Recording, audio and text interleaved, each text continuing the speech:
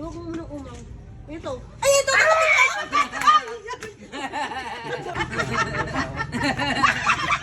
Specific ka!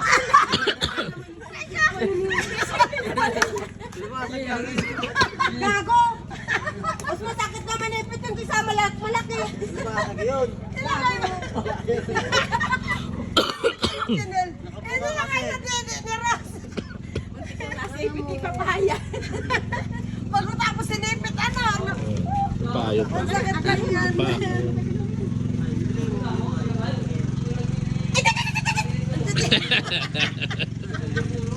May stress ka dyan, ato.